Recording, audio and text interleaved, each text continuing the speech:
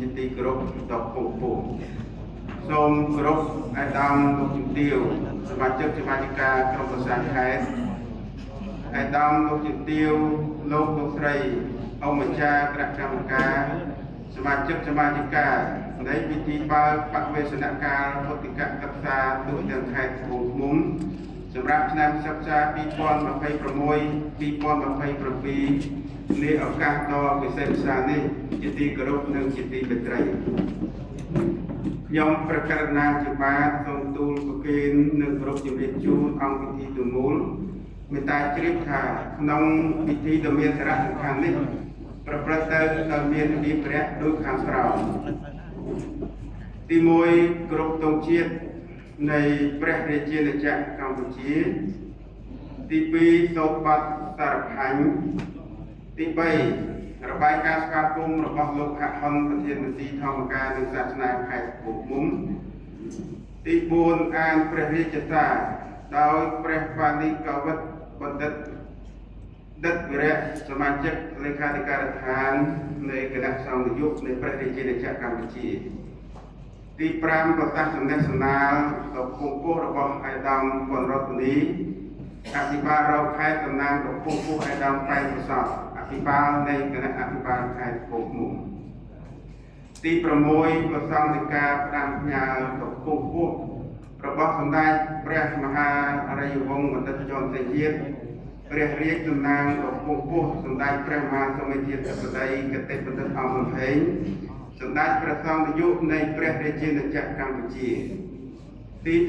ប្រកាសសំណេះសំណាលផ្ដាំផ្ញើដល់ពងពោះរបស់អាយដាមឆាតឆេតរដ្ឋលេខាធិការតំណាងដល់ពងពោះអាយដាមបណ្ឌិតចាយបរិនរដ្ឋមន្ត្រីក្រសួងធម្មការនិងសាសនាទី8ការផ្សាយមេត្តាធម៌និងបដកម្មវិធីជាកិច្ចចាប់ផ្ដើមនៃកម្មវិធីខ្ញុំព្រះករុណាធិបាទសូមសេចក្តីអនុញ្ញាតដើម្បីគោរពទង់ជាតិនៃព្រះរាជាណាចក្រកម្ពុជា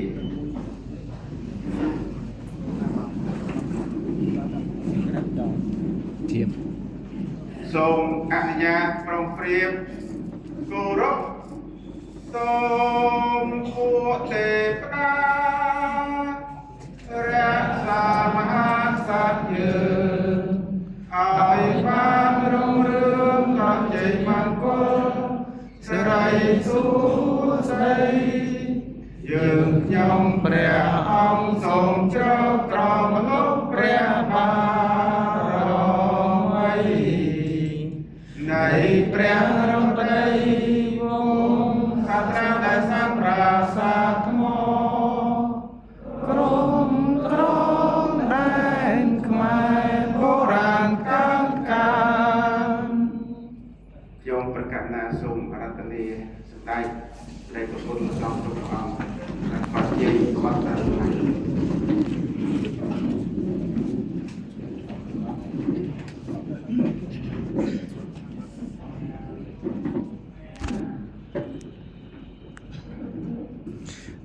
នៃព្រះពុទ្ធវិសន្តាងអង្គព្រះសាស្តាសូមគុណត្រៃរតន៍ជួយខែប្រាឲ្យបានសង្ខារតរៀងទៅទូព្រះគុំខ្ញុំប្រកាសថាវិជាគណៈចាត់ថ្វាយវិជាប្រព្រំវិជ្ជរយៈញាណព្រះវិគុណខេត្តពងពោះជាទីគោរពសក្ការៈសូមធាមប្រធានក្រុមប្រឹក្សាខេត្តជាទីគោរពអាចសូមគោរពអាយដាមពុនរដ្ឋនីអភិបាលរងខេត្តតំណាងកំពង់ពោះអាយដាមប៉ែនបសល់អភិបាលនៃគណៈបាខេត្តត្បូងឃ្មុំជាទីគោរពសូមគោរពអាយដាមលោកជំទាវកងកម្លាំងទាំង3